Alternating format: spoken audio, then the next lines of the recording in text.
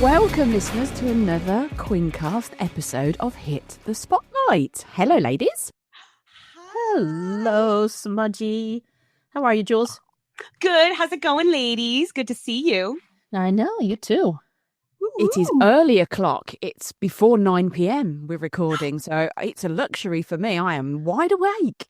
You can thank our special guest when he comes in. Yes. All right, so Give we you. are here for another episode of Hit the Spotlight. Who are we talking to today, ladies? We are talking to the one, the only, drRapture. Call me a doctor. I'm really excited. Woo-hoo.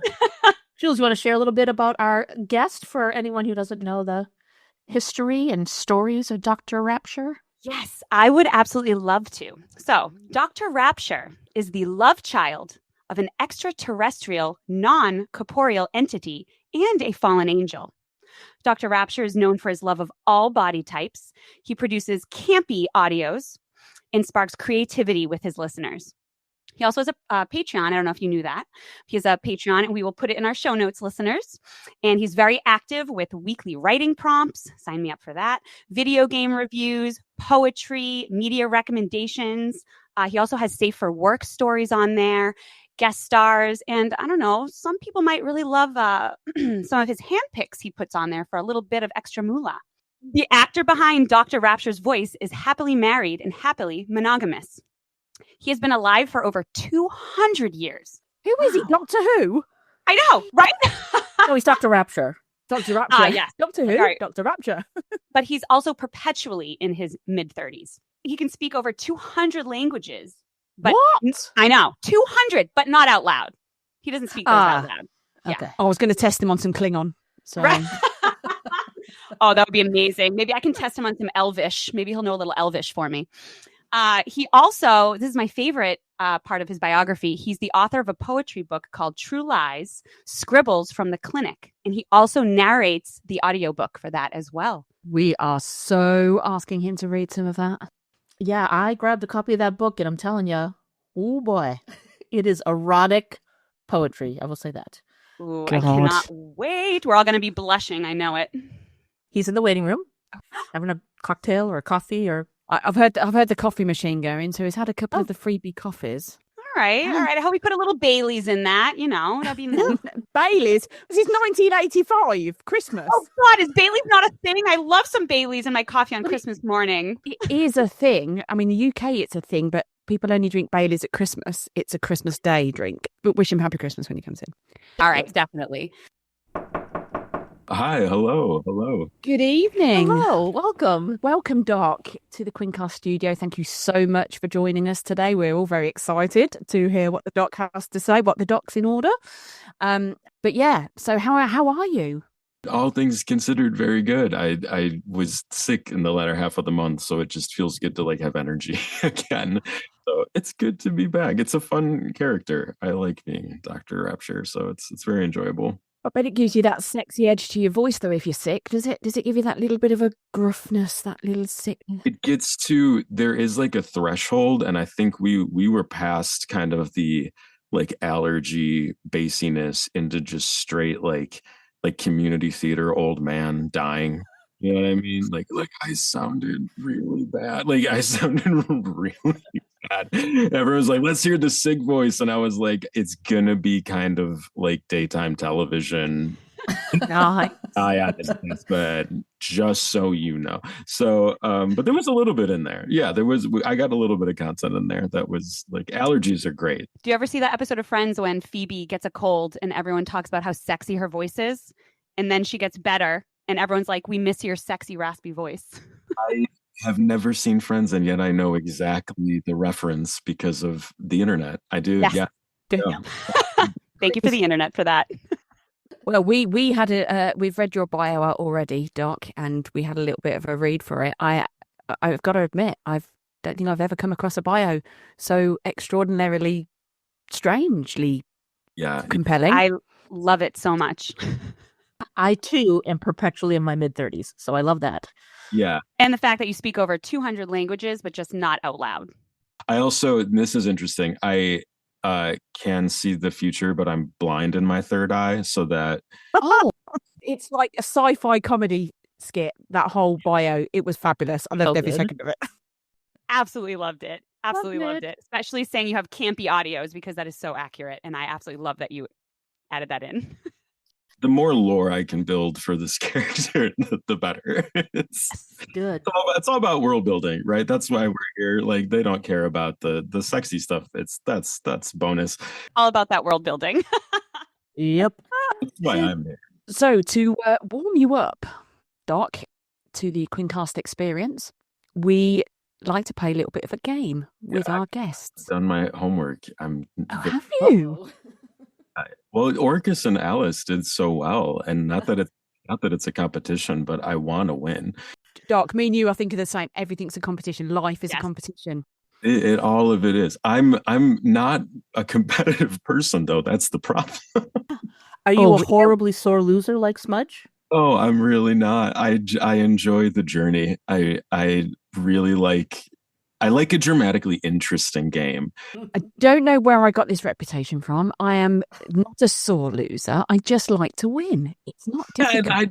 Winning's great. It's a great feeling. It's a great feeling. Yeah. But if you're gonna lose, go out with some panache. See, that's what I do. That's all I do. Panache. Well, you've had so much experience losing. You've nailed it. That's what it is. I have so much experience losing between us again, three. you can't lose if you don't participate. Yes. Anywho's, Doc, we have a little game for you. So, are you willing to play with this? My stomach is turning. I'm so nervous. Yeah. It's really simple. Yeah. The game is called Moan or Groan.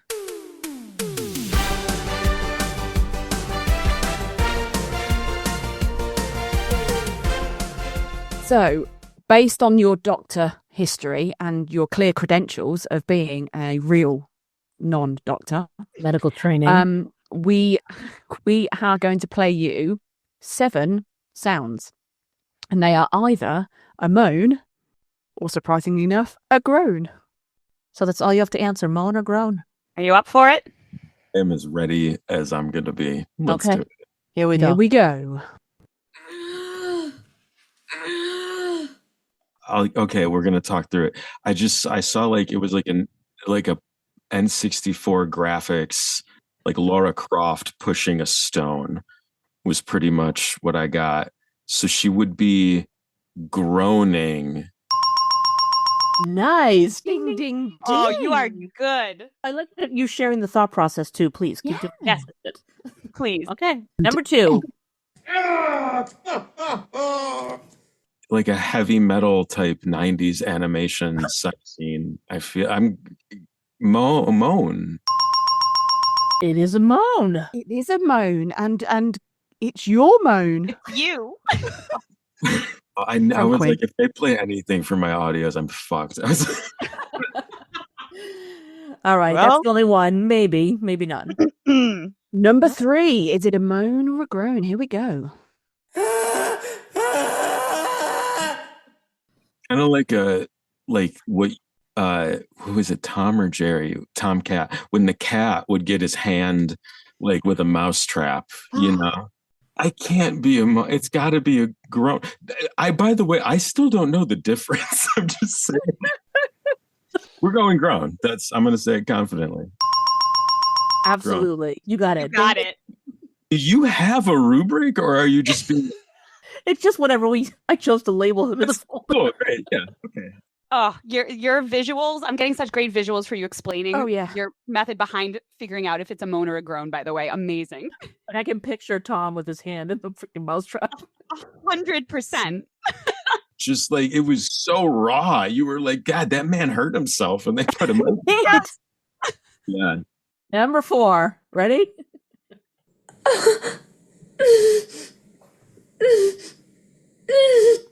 That feels moany. That was immediately. I thought you said you didn't know the difference.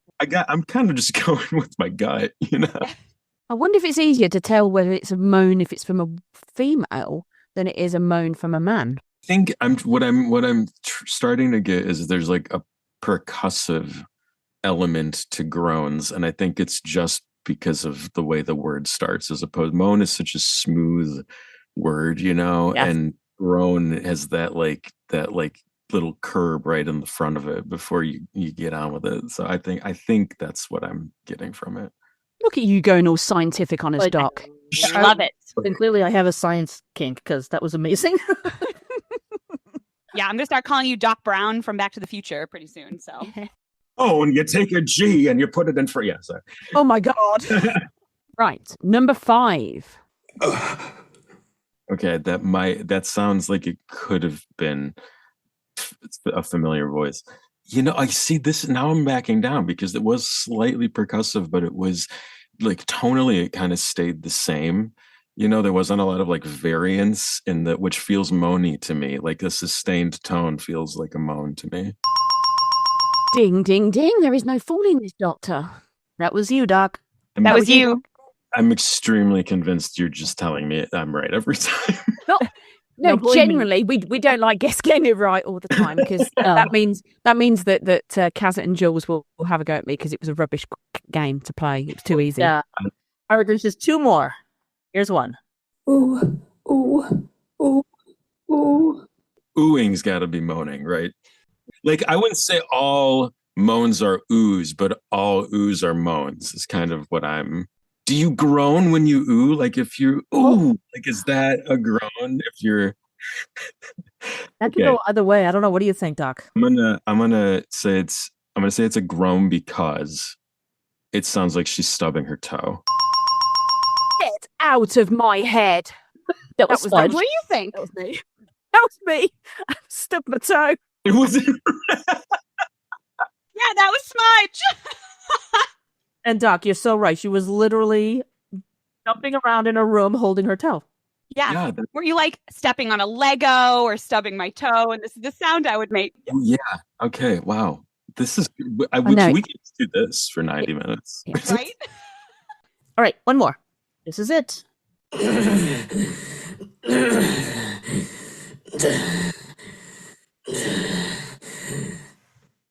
Yeah, so the moments after you go out, so like you've had a bunch of drinks at a bar, you go outside, your tracking is off by like a day. It is a full moon, and you start to transform. After you kind of shake off, like you rip the clothes, you have the elastic pants though, and then that's the moment where you're like becoming the werewolf. I feel so that's a groan. I mean, Damn. was that 7 for 7? That's 7 for 7. And I mean, he got me. I mean, that was a tough one. I thought it wasn't a tough one, but yeah, that's Doc, that's impressive. Not only like your thought process through it. Well, That's it's the been part. fun. What a great podcast. Can't wait to hear it. Thanks, Tim. All right, great. Thanks for coming. Good to have you here. Oh, that was so good. Thank you very much for taking part, Doc. That was really cool.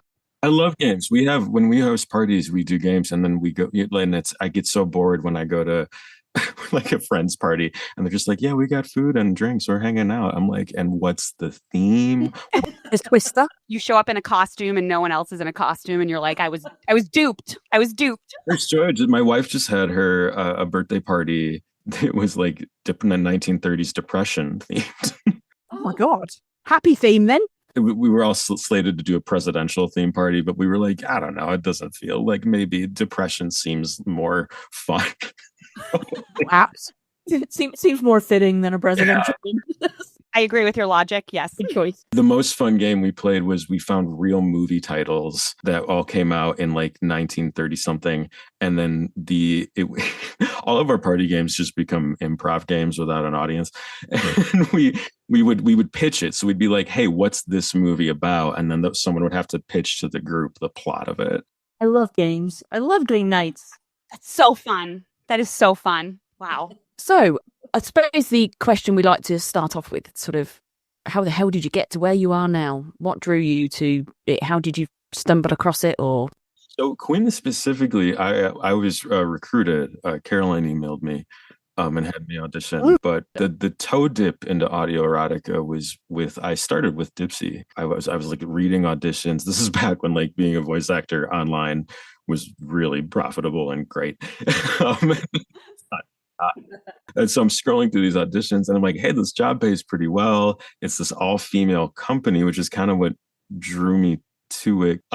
So went for it. and started with Dipsy when they began, which was really cool because we got to figure stuff out a lot together. That's the best feeling when the client, calls you and they're like, hey, we're going to try one without sex and it's going to be like kind of feel goody and like, why don't you, we have scripts, we don't love it. Why don't you hop on the line and we'll figure something out in 2 hours. That's really cool. It was a really small team and it was a lot of fun and very experimental. And then in the middle of it, they were like, do you want to go exclusive with us for this certain amount of time? And I was like, wow, that's interesting. I didn't know. I had no idea people were talking about this stuff. I had no idea there were online communities. I didn't know what GWA was. I didn't know any of this. It was just a job to me. I was doing commercials and video games, and this was just like another way for me to make some money. And all the writers were from Lifetime or like Hallmark, which was kind of funny and pretty cool. And it was all very professional. I didn't have to edit or anything. So it was just like, it was an hour of my day here and there. And then it really wasn't until like months into drRapture on Quinn when people were like, you got to get on Instagram, because I don't have social media as a as a person. I'm not on any of it. And they were like, you got to get on Instagram. There's like a whole thing. You got to check out Reddit. I hate to admit this, but I am a little naive by nature. So I was blown away. I still like, I can't use it as an excuse anymore. I do a lot more research now, but I am constantly like, wow, cool. There's like a whole community of this. Awesome. Were you drRapture at Dipsy, or was that a Quinn name? Dipsy, I don't think my name's anywhere on there. It was just like character names and stuff. So when you say that Caroline from Quinn emailed you, was this after you decided to join as drRapture online, and were people tagging you in comments? Oh, drRapture didn't exist. Right. So how did she find you? I don't know. All signs point to it was probably somebody at Quinn heard this thing and then reached out, and they were like, do you want a name? And I was like, no shade to anybody else. I don't understand how people do this with their real names or like faces. I mean, again, more power to him. No judgment. Look at Orcus. He's a beautiful man. God damn, he's so pretty. Is he? I didn't notice. He's Smudge's obsession. He's the best. So I get that, but she was like, do you want a name? And I wrote a couple plays in college with these very absurd, wacky characters. And I was like, well, it's got to invoke authority for sure. Like that's probably a good thing. And it's got to like kind of give I want people to feel safe with the character. And then I was like, oh, this is a stupid character I made. And now you're stuck with it. Like now you just have that name. Yeah, and then my wife made a really fun logo that's like a stethoscope with like heavenly light. Ooh, that's so good. Yeah. Oh, it's an amazing logo. Yeah, that's what got. I was like, all right, I'm down. We could be drRapture forever now. That's cool. Yeah, well, you see it and you're immediately like, I want to know what this is all about. Yeah, and you've been with Quinn just like a year and a half or so. Yeah, like a year and 2 months about. Yeah. Okay. Wow. Weird. It feels like these VAs have been around forever, and then when we talk to them, it's like, oh, you've only been here for 6 months, 18 months, and it's like feels like they've been doing it forever. And you're just about to hit 1 million plays. Oh, that's great. You're very close. Yeah. That sounded like that you did not know that. I know, like I am. Wow.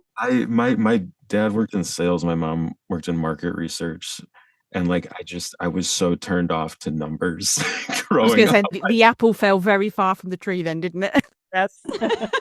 Well, I get all my empathy from my father, and I get all my artistic vision from my mother. And like, it's great because I get business sense from both of them, which is wonderful. So your last drop, absolutely loved. I'm a huge Rick and Morty fan, and the whole hive mind part of it came into play. And so I feel kind of silly asking you this question, but because I am also a nerd, I would love to know, like, what is the weirdest or most unexpected thing that's happened to you or inspired one of your erotic pieces to perform? One of the weirdest things that's happened to me. This is awful. I'm gonna love it. That means the listeners are gonna love it. Yep. I was doing a Shakespeare show with this company, and it went really well. And I didn't realize it was like such an outlier that it had done so well. or else maybe I wouldn't have agreed to do this other one with them. But we did a panto, and there was a gal in the cast. She was kind of like this C-3PO type character, and she had this short blue wig and silver face paint, and this very tight spacesuit. And I played like some sort of pacifist alien with a wig. And long story short, we were really only attracted to each other in costume. Wow. Okay. Yeah, and it was mutual. Like it was, and we talked about it. We like it was very open. Like I was like, damn, something about this blue wig and silver. She's like, yeah, when you got the makeup on, and then she was the one to be like, but when you take it off, and I was like, if I'm being real, a little bit both ways. Same. So we would hook up like in the wings and stuff. And like that was it. Like we'd go to a cast party and be like, tonight's the night. We're gonna like, and then we'd always like get to the end of the party and be like, I don't know, I think I'm just gonna call it. We're just like, we're gonna go home. So that was probably one of the stranger, and there you go, sci-fi incorporated. Did that inspire Take Me to Your Beaver line? I've had that line written for 20 years. I've been waiting to use it.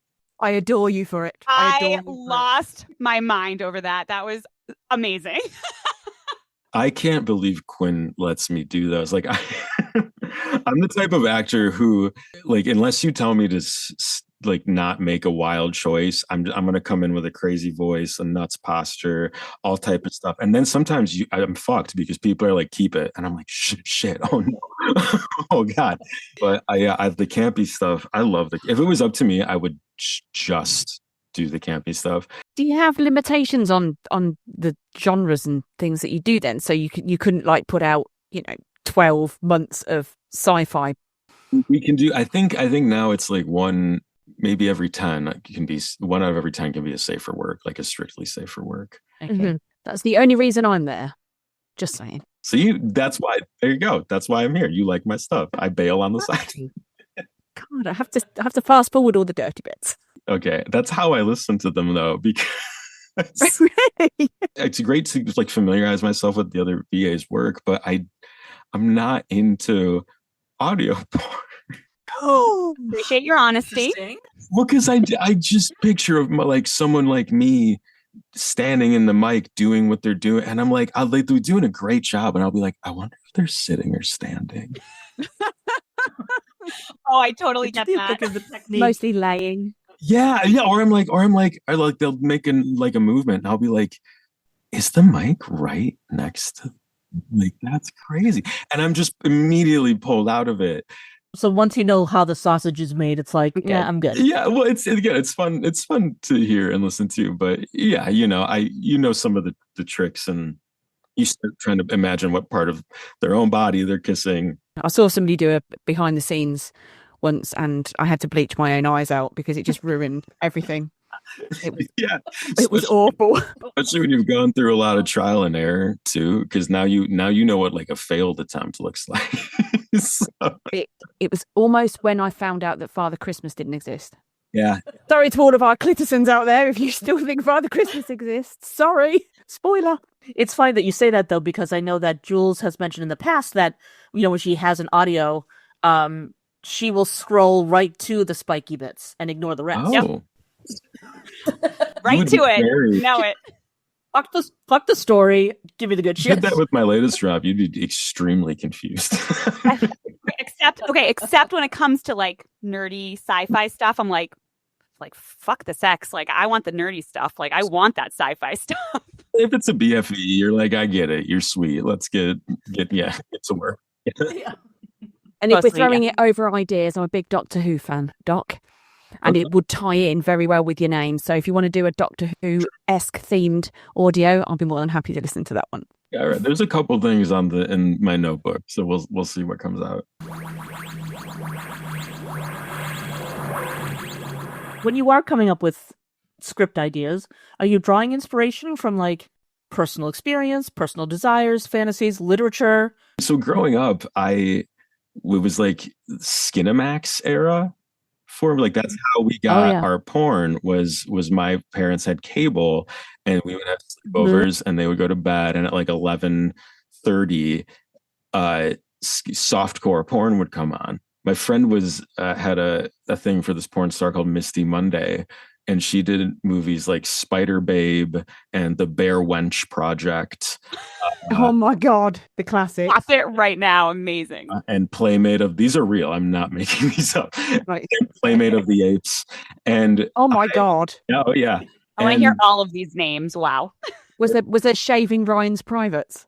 I don't know if that was Misty Monday. That might have been someone else.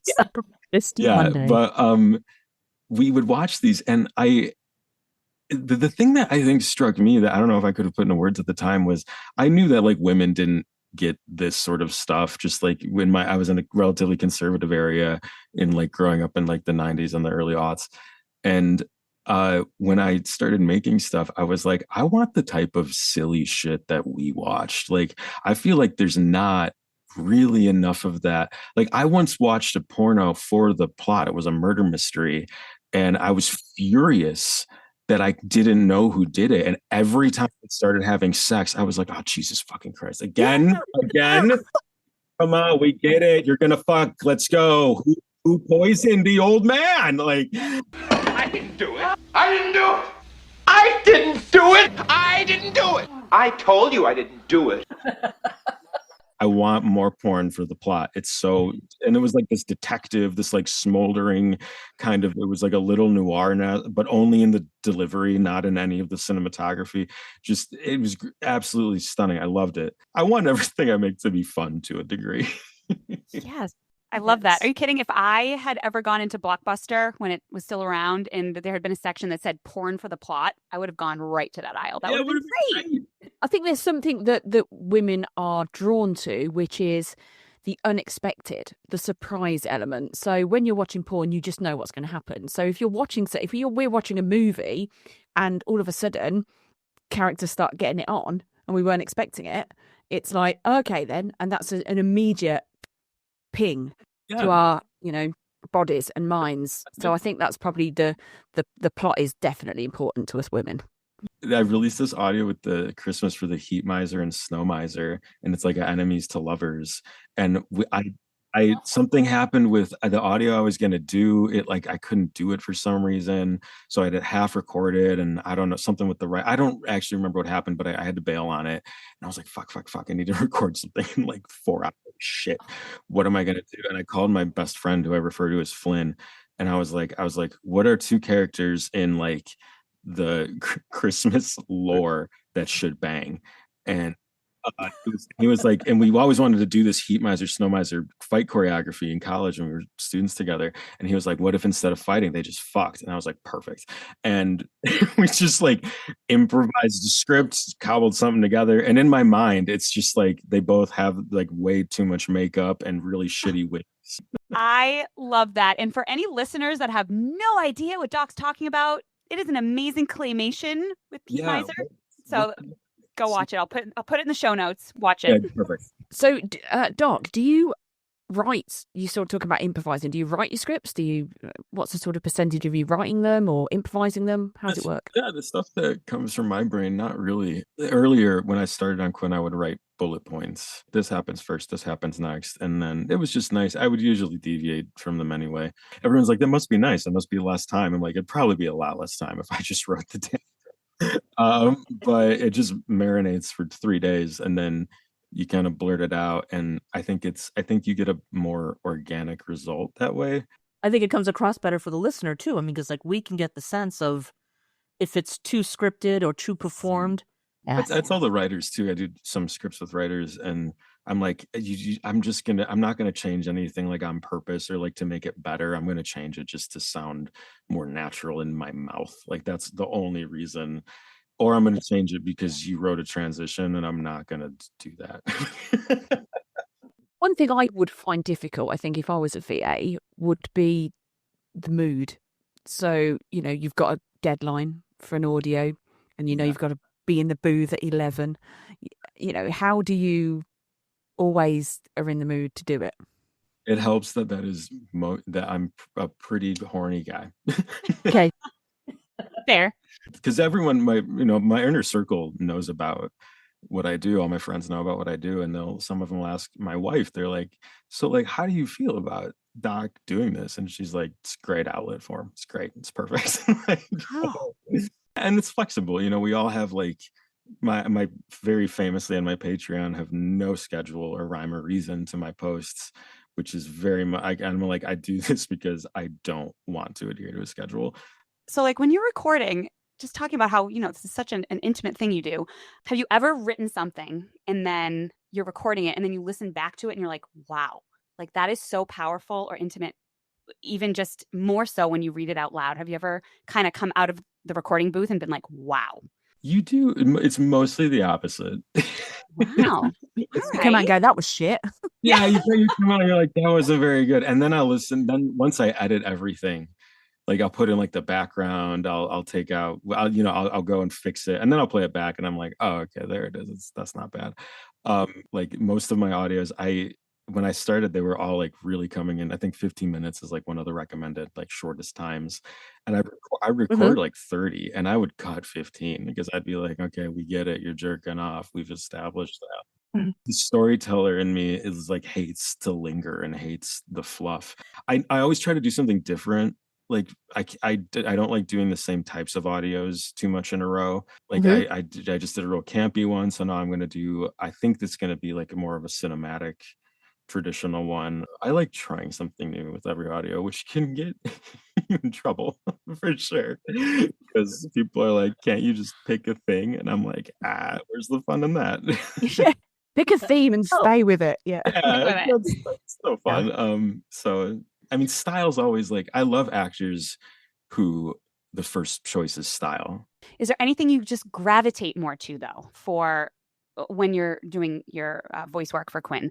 Like, are there any particular scenes, fantasies, moods that like you just really gravitate to when you're about to record that just make you really excited? Yeah, again, it's going to be the answer you think, but when I heard the Devil of Dublin was like killing the voice actors at the end with like his little Thanos, he did like a Thanos type thing, I think. Yeah. And I loved it. I was like, that's so cool. But given the choice of and we'll see, this is not a very specific reference. Given the choice between like Earl Flynn and Basil Rathbone, I'm always going to pick Basil Rathbone. Like, I want to lose. It's so much more fun to lose, I think. So in the Lab series, I want to die in every one. No, yeah. And I just South Park Kenny logic, just God, they killed Doc. Yeah, and inexplicably come back in every one. And I like that because I get to highlight the guest star in it. What I really like too is the people we've involved so far have all been like, this is some of the most fun I've had recording a script. And I'm like, that, my friend, is the idea. That must be the best feeling, hearing that coming from them. Oh, it's so great. It's so great. And they're like, I never thought I'd be Frankenstein boning the listener. It's alive! It's alive! It's alive! It's alive! So kind of along that same line, if your voice could seduce any fictional character, who would it be? If I could seduce a fictional character, this is such a weird answer, but this is just for sheer bragging rights. How great would you look if you came home with Hannibal Lecter? Like, he's the most smooth talking motherfucker ever, right? Oh my God, yes. You know what I'm saying? Like, you're like, oh shit, he got you, and you're like, no, he's coming back to my place.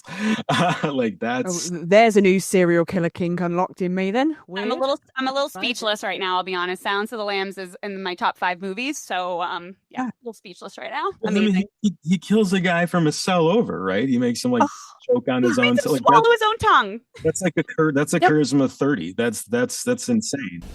I ate his liver with some fava beans and a nice Chianti. If you brought that home, I mean, the bragging rights alone. So if we see a Quinn tag and it says Hannibal, then we know. What? Like, I'm sorry, but the tag needs to say, "You're welcome, Jules." That's it, right there. That's all I ask. There we go. You're welcome, Jules. It's fine. Done. It will. That's amazing. So what's the we reached out and asked your fans any questions that they would like to ask you, and before we go into that, what's the funniest listener comment? Because we live in those comment sections. What's the Love- funniest listener comment that you have ever received? There was one that I think like 4 or 5 of my friends sent me independently. It was early on, and it was, oh man, it was something along the lines of like, I would let this man hit me with a folding chair, or it's the way it was phrased. It was phrased in a much more clever way, but that was one I got that for like a week. My friends were like, "Have you seen this comment, dude?" And I was like, "Yeah, that's a good one. That's a pretty funny one." They are so clever, like so fucking funny. These comments that people They're put in. so good. They're so good. And I love that what Quinn has done, and I hope they don't change it, is I love that Quinn doesn't give the option that you can reply to comments, Yes. because I feel like that would make it so people wouldn't be as truthful as they are if people could comment on them. So yes, we live in the comments. That's a really good one. And I'm a voice actor too, who like I don't care what you say about drRapture because it's not me. Like I don't. Maybe that's my fault, but I don't feel any of that. If someone's like, this character, the things I would do, I'm like, oh, how fun. Great. That's not me. Oh, how fun. I'd like to do that too. I'm like, that's another guy. So none of them. So we're going to move on then, and we're going to delve into the listeners' questions, Doc. All right, so we have a few. And our very first one, I love this question, comes from Quinn Humor. And the question is, Doc, if you were on a desert island and you could only take one movie, one TV show, and one musician's collection, what are you bringing? I've only seen like all of Inside Number 9 once, and they just finished. So there's 9 seasons. It's great. I love it. Talk about artists who go into style. I could probably watch that for a long time, only because I've already seen Deadwood and Sopranos about 5 times each. So I think that would be overkill at this point. I could just play those in my head. I don't have to bring them. I can just autoplay. Music is interesting. I really like the current John Baptiste music makes me feel like how like the first Outkast albums used to, just like very inclusive and fun. And I love funk. Like I think funk is some of the best music. I love jazzy stuff. And he's such an expressive artist. Those songs are like oozing with expression, and they cover a good range. That's only because there's a little blues on there. It has to be blues. I cannot live without the blues. And then film was the other one. Yeah. It's not a movie. I was like, there was this Goody Tama show on Netflix. That was just a TV show. That wasn't a film. Do you guys know who Goody Tama is? Mm-mm. He's just a lazy egg. Okay. Yeah, he doesn't like to do anything. He talks like this, and he's like, "Oh man, I'm so tired." He's actually an egg. It's not a representation of something. It's an egg. Actual literal egg. Right. Okay. He hates work and really likes soy sauce. Soy sauce. All right, we'll put it in the show notes. Show notes. It's going in, listeners. I feel awful. I don't know. Oh, well, I'll go with Clue. Oh, nice. Oh, you've done it now. Oh, you've done it. Oh, Doc. Doc, you've done it. Doc. Come on, go ahead. Doc. I kind of. Go ahead. I mean, I thought I loved you, but now I love you. Yeah. Clue is my favorite movie of all time.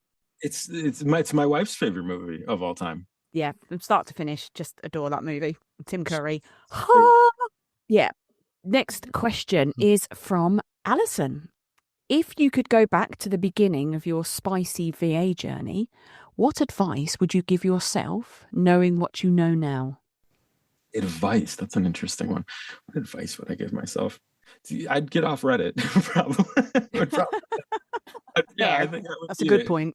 Yeah, I'd be like, don't answer those messages. I've definitely made a handful of mistakes here and there. I think they were all good mistakes though. Like they were all course corrected. You know what I mean? And it's nice you'd rather make small mistakes than big ones. So I'm kind of grateful that they've all been like little adjustments and things like that. But I'd probably get in sooner. Shit. I mean, again, I had no idea this was going on. I think that would have been it. Yeah, there was a lot of time between Dipsy and Quinn for me, like when I was just doing other things, other jobs, and I think getting into it sooner, I just didn't know it was an option. Yeah, I don't think any of us did. Did you guys know? I know we've talked about like how we each found Quinn, but did you know like erotic audio was a thing? I had no idea. Never listened to an audiobook or anything ever. Yeah, I told them before that I went online one night searching for, because I don't have the attention span to read a whole book. It's just too much. And so I'm like, there's got to be someplace online. Someone must have collected just the spicy bits and like put them all together. And I was like, if they haven't, that's a great business I'm starting. And then in my research, I stumbled on Quinn. I'm like, fuck you, Caroline, you beat me to it. So that's how I found Quinn. I was like, oh my God, this actually exists. And the same thing. Didn't know this was a thing. And how big, like you're saying, Doc, like how big the community is.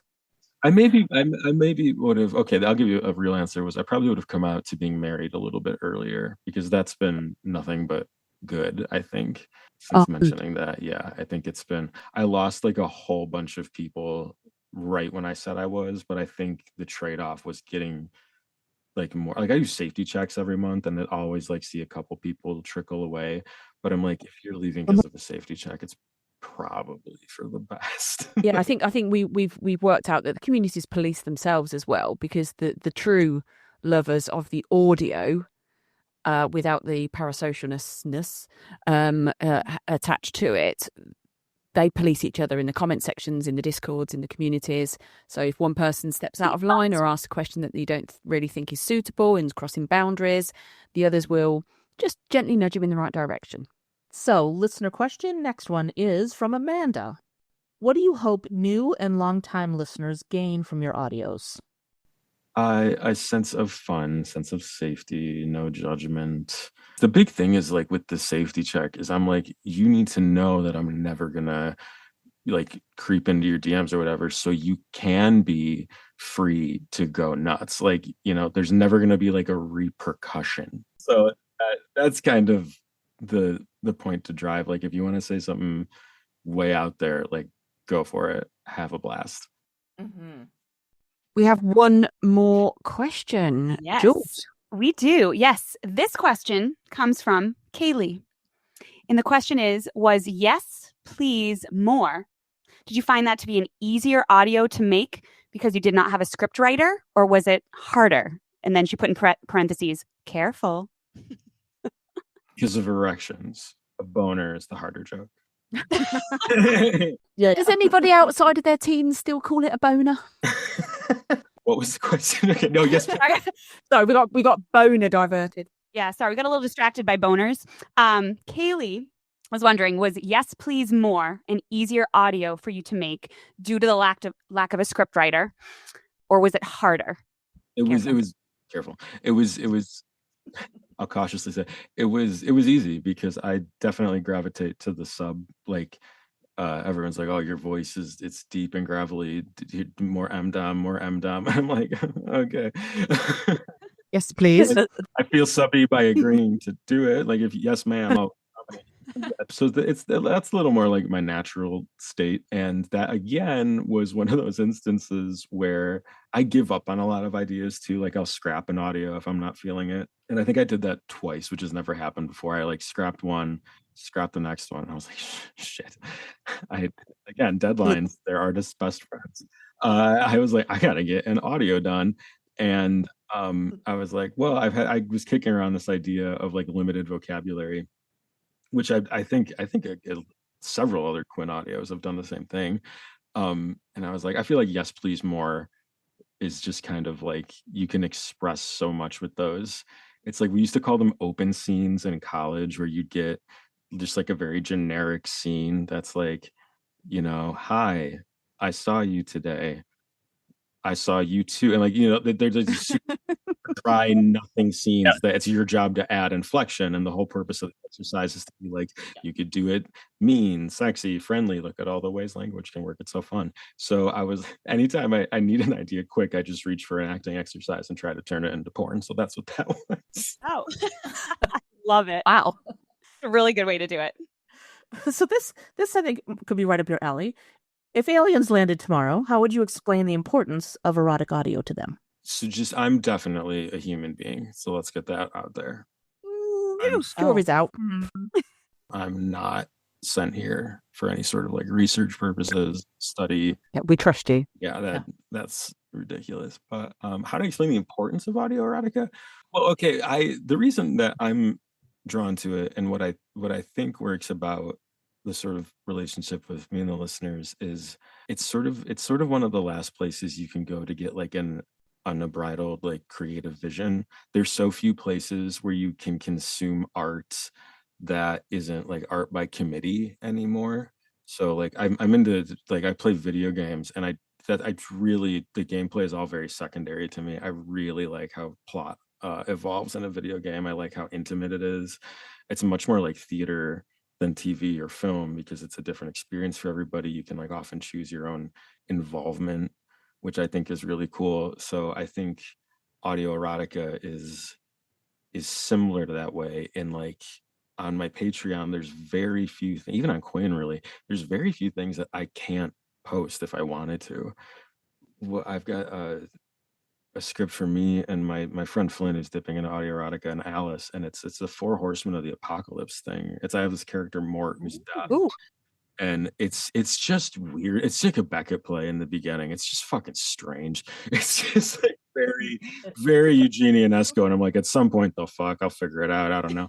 But it's like early streaming. Like you look at like all like the old like Netflix hits and the old Hulu hits. They were kind of these offbeat, strange things that tended to come from, not that I dislike, I mean, collaboration's awesome and you get such cool things collaborating, but when you start like when your collaboration involves concession to try to create more of a mass appeal, I think that's kind of when you start from the goal. Like I did this, I have to talk about it non-specifically. I worked on a video game. It was a very creative video game. It was pretty highly anticipated, and that company was bought by a much larger, like major company, and back and we did edits on this game, and we basically did the whole thing over, and it just was much more bland, and it was much more quote accessible.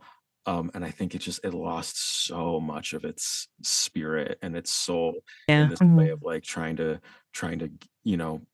more appeal to more of like the whatever common denominator average, whatever you want to say. So I think that's why it's important, because and we'll see how long it lasts. That audio erotica is like that. But I mean it sort of lives in that way of like fantasy fiction podcasts too. There's a lot of really interesting cool stuff out there when you have people doing it for like the passion. That's a great answer to a crazy question.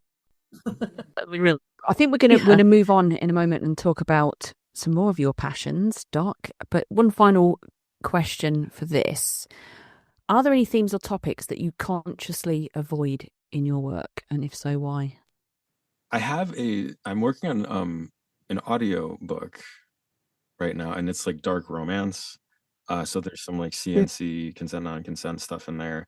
And all that kind of darker stuff, like the heavy degradation, things like that. I like working with a script writer or somebody who has maybe a little more experience with that. That stuff, I don't have too much real life experience in that working out in like a healthy way. So I tend not to just reach out and improvise those or pull those out.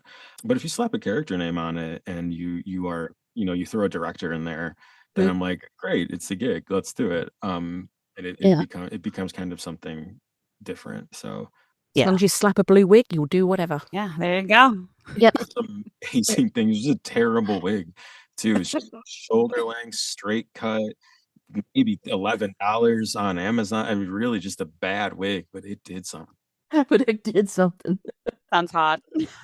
So, I understand that you recently released a book of poetry, which is exciting. I have it. We know it. We've read it. Sometimes I recite it to them on a voice note. She does, actually. We've just got random voice notes over the last few weeks, and they've just been your poetry, Doc. So, would you be willing to read a couple of them? Recite you mentioned the names. Hold Me and Live for You. Got it. Hold Me and Live for You. That's it. And my book, True Lies, Scribbles from the Clinic. And we're very excited, by the way. So, okay, this one is called, let's see how good the dyslexia is. This one's called Hold Me. Your hands cradle my head, and I'm using my tongue to make calligraphy on your tits. My left hand is trying cursive on your clit. I'm yours. Your breasts shimmer with saliva. You guide my right hand around you to form a proper embrace. I don't open my eyes much, but I like seeing the contrast of our skin. I'm drinking you in like photosynthesis. I want to be on top, but you need to be all around me. Thighs surround me, arms surround me, tits surround me, moans surround me. You tell me it's your dick, and I thrust in agreement. You tell me it's your mouth, and I suck with more purpose to prove it. You tell me I'm yours, and I explode into 7 billion pieces and fly into every orifice of your body. Every pore opens. I'm in your blood now. I'm pumping your heart. You'll dream of me soon. You come. I feel worthy. I come. You feel powerful. I fall asleep, flanked on all sides by the goddess, wishing for 6 more sets of arms and 3 more mouths. All the better to consume you with, my dear. Oh my God. Holy fuck balls. I just need a minute. Hold on. Sorry, I had to mute myself for a second. Wow. I don't need a minute. I need 3.5, roughly. So happy I said all the words right. Can I'm I just say, when Kerry read it out, didn't sound anything like that. Yes, I'm sorry. Fuck it out. Fair. Yeah. That's No, Kazza, hell that's not no. your career. Just throwing it out there. Oh. When I come, it gives you power. I know. Oh my my God. God. Yes. My vagina combusted at that point. Yeah, I liked the you tell me it's your dick and I thrust in Yes. agreement. Oh my God. I'm very proud of the book. The book came out very well. And it's because we do on Patreon, I think one of the coolest things, honestly, I think the coolest thing is we do weekly writing prompts. And I am like, I'm not even close to the best writer on my Patreon. It's not even close. So reading all of what these other people are posting and stuff, it's like, it's been so eye-opening to be like, oh, I can say all that in a poem, and like that's cool, like it works. And if you throw in a little rhyme in there, you trick everybody. Like I read a Discworld, Terry Pratchett, and there's that fun little bit where they're like, if it's a naked woman, it's porn, but if you throw a vase in it, it's art. Oh, yeah. Yeah, I love that. Yeah, as long as Yes. there's a vase, there now it's art. So Yes. I'm like, if we rhyme, cunt. Oh God, so many words that rhyme with cunt. And it is, yeah, and it's nice, percussive. It's good. Hunt the cunt. See, I'm flowing. The creativity is flowing Right? through me, Doc. That's when I do the Dr. Seuss one. That's gonna be. Oh God, yeah. Can I just contribute grunt? You can. Yes, you can contribute, but yes, you you can contribute. Yeah. All right. This is definitely a Dr. Seuss book right now. You're right. It's definitely The play is the cunt is just like, it's a creature. It's like a kind of friendly elf looking. It's like it's got little wings. It's cute. Yeah, it's like a little fairy. Yeah. I approve. I love it. So pulling us back from the word cunt, you said that you have the Patreon and you have this thing that happens once a week where people put their writings in. Do you get inspiration from them? Yeah. Oh, they're so good. They're so good. They're so good. Yeah. So that was a big help for the book, was just like seeing again all these different forms of poetry and being like, oh, I don't have to stick to just one thing. Like I can do longer ones or shorter ones or bite-sized ones or stupid ones. Like there's a couple really dumb ones. I think one of the poems is just the line "sit on my face" like 8 times. Oh, we love that one. We know that one by heart, I think. I mean, there's only a few words in it, but yes. Didn't take long. I might have recorded that Yes, one for yeah. them. I'm a Definitely. huge, I really like Shel Silverstein. I think brilliant author, and really interesting if you read about him. Like he hung out at the Playboy Mansion a lot. Everyone was like, he had his own room. They were like, this guy was getting laid all the time. He was really sad. I'm like, yeah, I've read his shit. Yeah, what was you? And he's got some really fun like adult themed poems. Like he's got one called "The Great Smoke Off" about a girl who smokes joints and a guy who rolls them, and they have a competition in like Yankee Stadium or something like that. It's wild. It's a crazy poem. Yeah, I had no idea about that. So is this book on audio as well as? It is on audio. Hardback. Yeah, it's audio. Like Libro FM is the one I always try to get people to buy it on because they support local bookstores. But I just submitted it to the audiobook process, so hopefully in like a week or two it pops up on there as an audiobook. Because I don't know for definite, but I'm gonna say that yours is probably better than the ones we got from Kaza. I'm not going to give you guys any more voice No, notes then. Fuck you. please. I want them. I No, love no. them. Oh yeah, we do love them, but the doc says it better. Doc, can we have one more? And I know I suggested one, but we can roulette it. If you want to choose something else, feel free. I will do this, but I will tell you, I think this really straddles the line between a sweet thing to say and an incredibly egotistical thing to say. I've never made it through this poem without crying, so Oh, okay, let me take a drink and then live for you. Would I die for you, my love? Of course. But daily worship takes a different form. I'd rather bring you coffee in the morning or run your errands for you in the storm. I will fold your laundry, since you hate to, and tell you that you're justified to cry. I will cook for you when you're too tired. I'll say you're beautiful and never lie. I'll cherish nights with just you and the TV. I'll tell you that I love you just because. My gratitude for us will never waver. Formality will never dull my love. So would I die for you? Of course I would, dear. But I prefer to live for you instead. It's harder in the long run, but it's worth it for more mornings with you in our bed. Okay. Yep. Oh, that was so beautiful. So, like, truly, I love the sexy one. Amazing. But that, oof, right? That's absolutely gorgeous. Wow. That was growing up. I knew a lot. I talk about this on Patreon, but growing up, I got my area was mostly conservative. My parents were excellent parents. All of the toxic thinking and the shitty opinions I had as like a teenager, I didn't get those from my parents. My parents were excellent. I got them from other people. I got them from like, societal stuff and adjacent friends and things like that.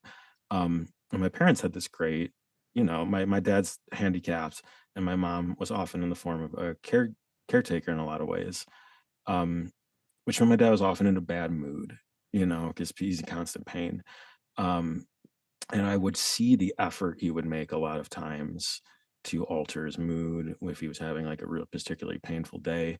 And it was good for me to see growing up. And again, I lived in this neighborhood that was full of men who had this mentality of like, I will kill for my family. I will I'll fight an army for my, and I'm like, who is asking you to do this? Like, who's knocking at your door? What militia is like, I'm gonna fuck up your wife unless you shoot me in the face?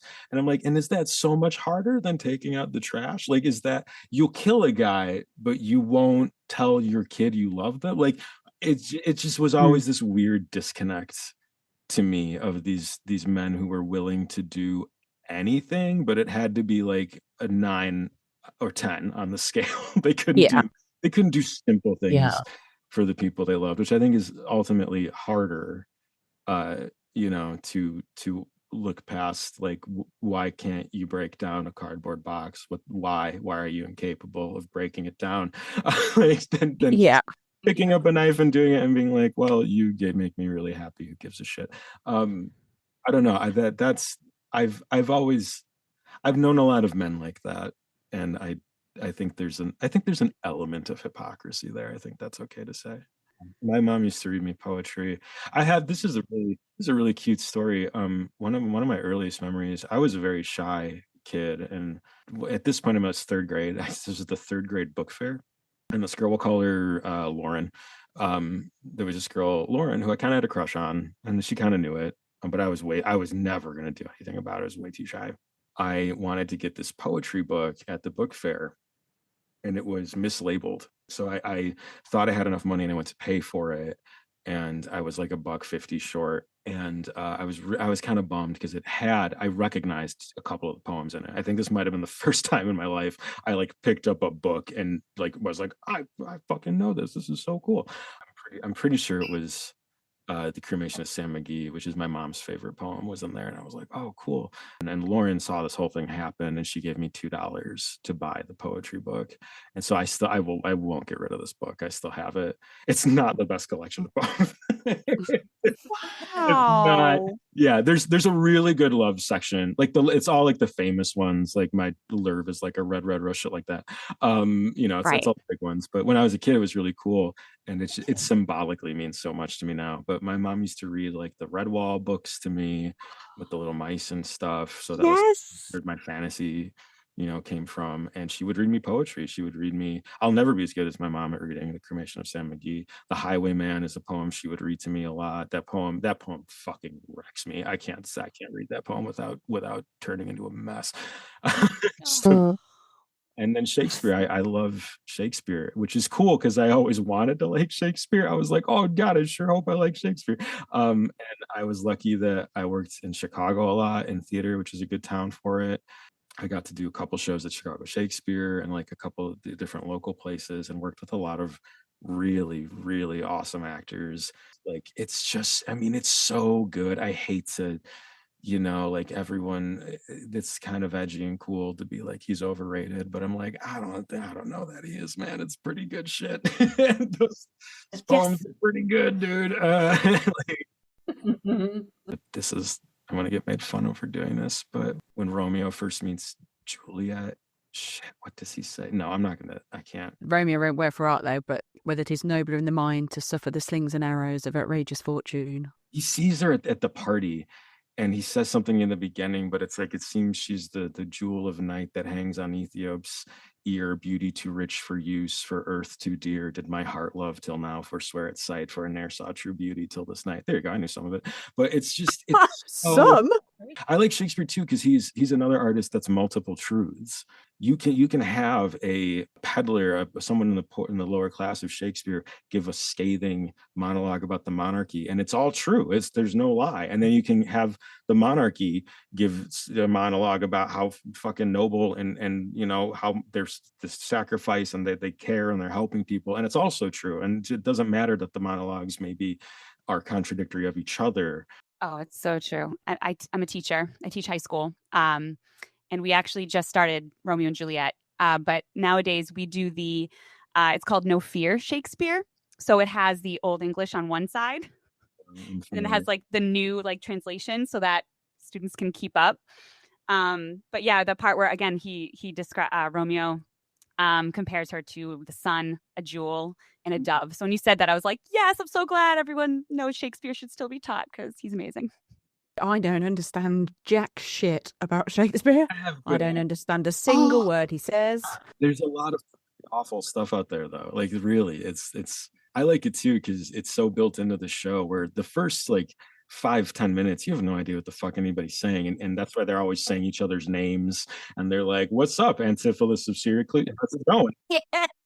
I studied abroad in London, and a way we were always broke, and one of the things we did to make money was me and a friend, we would do street performance, which is totally illegal and we should not have been doing it. But I would make up a sonnet just on the spot because it's really easy. It's like slow freestyling. You could be like, okay, so Kaza, I can see you in the picture. So it'd be like, she sits inside a room of luminous light, the shelf above her full of memories. Is it dim? Has it become the night? Is there something in her eyes? Let me see. I look deeper and her soul is revealed. The atmosphere around her sings her praise. I am lost. I reach out to feel. I could stay here till the end of days. So it's just you just make it up. I'm sorry.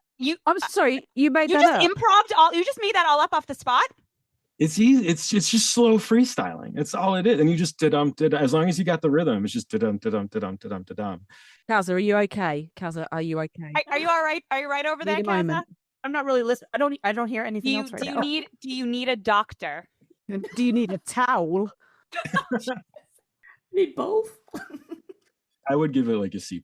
It was okay. That was amazing. Give it a C+. This is not whose line is it anyway? God, your A+ look like Yeah. Oh my god. It's like that. It's like the that guy who's all over social media. I can never remember his name, but he does like rap. I was freestyle just rap, going to like- bring him up. I've worked with a couple people in theater who do rap, and it's really fun because backstage we'd all freestyle.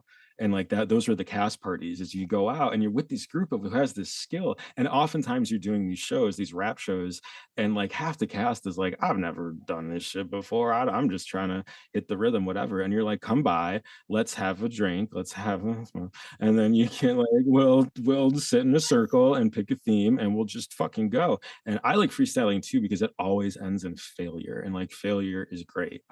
You guys as an artist, like, got to be failing all the time. I think that's very important to be constantly failing at something. So freestyle is great because you just go until you fuck up. You know, it's not, it's fun to go until you can't anyway, until you just kind of suck. And it's when not any of that sucked. No, that I'm still floored. That was fantastic, phenomenal. Could we just turn this to a podcast freestyling session, please? I mean, truly. I mean, we did it with that. We did it with the word cunt earlier. I'll tell you another secret. This is because people think it's more impressive if you're like feeding words or a list, and it's so much easier. It's so much easier. If someone's like, and it looks so much more impressive. So if someone's like, here's a list of words, can you freestyle off this? So much easier than just being like, here's a beat. You give me a list of words, I'm invincible. We'll get double right. We'll do anything we want with it. There's a framework that's really easy to work in, but I think it just looks so much more impressive because people feel like they're involved and they're like, ooh, I gave him these words. How could he rhyme those words? And I'm like, you just put through so much restrictions on like this blank canvas. It makes it so much easier to fill in the blanks and stuff. So if we give you 3 words, the next Quinn audio, it has to be a freestyle, surely. You want to give me 3 words right now? And just cunt. Okay. 1. We each gave a word. So Smudge's word is cunt. Thank you. I don't know, Kaza, what's your word? I'm gonna go with vulnerable. Vulnerable. Okay. Like looking around my house, I'm like, oh, what can I choose first? See, this is why I lose everything, Doc, because I suck at this It's rule shit. of 3. So now you can say anything now because you're the third. Right? One. Okay, I'm gonna say coffee. Perfect. Cunt, vulnerable, coffee. All right. So I'm just gonna set those aside, and then to be continued. We'll see what happens with those. Exciting. Oh my God, that's so cool. Wait, can I tell you guys something super dorky about Shakespeare really quick? Because I love telling people this.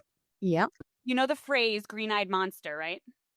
Yeah. Do you know that Shakespeare is the one that came up with green-eyed? He made up that phrase in The Merchant of Venice in 1600. So he's responsible for us saying like that's why we refer to that as jealousy. Isn't that cool? I thought it was Chicago. It was Merchant first, huh? Right? I love telling people that. Take a bow, Shakespeare. Take a bow. Well, he did heartache Right. too. I mean, he's heartache, right? Nobody said heartache before. He is heartache. Yes. Oh, he's heartache. Oh. He's the first one that used the word elbow as like a verb, which is a really weird thing to say. I know. And dwindle. He also came up with the word dwindle as well. Dwindle. That's a fantastic word. Such a great word. Oh, damn it. That should have been my word instead of coffee. Oh, dwindle. You know what? I'll allow it. Let's change it. Thank you. I'd like to switch out to dwindle. Thank you. Cheater. Appreciate it, Doc. Well, thank you so much, Doc, for your time. This has been unbelievable. So much fun. So fun. Don't tell the other guests, but you've been my favorite. She literally hasn't said that to anyone. No, she else. really If hasn't. you edit that out, I'm gonna be furious. Get an email and go, you didn't. Yeah, everyone buy the book. It's fun. Come to Patreon, listen to Quinn. Everyone's so good on Quinn. It's such amazing artists all around. And then y'all are great. I've really enjoyed listening to your other podcasts. I'm sure I'll keep listening. It's been fun to hear y'all.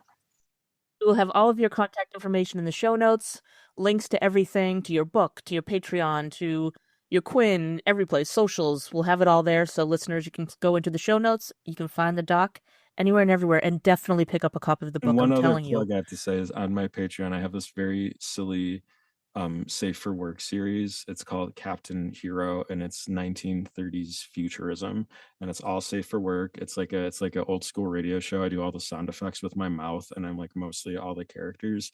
And my whole goal in life is to make that my full-time job. So come listen to that. It's Brilliant.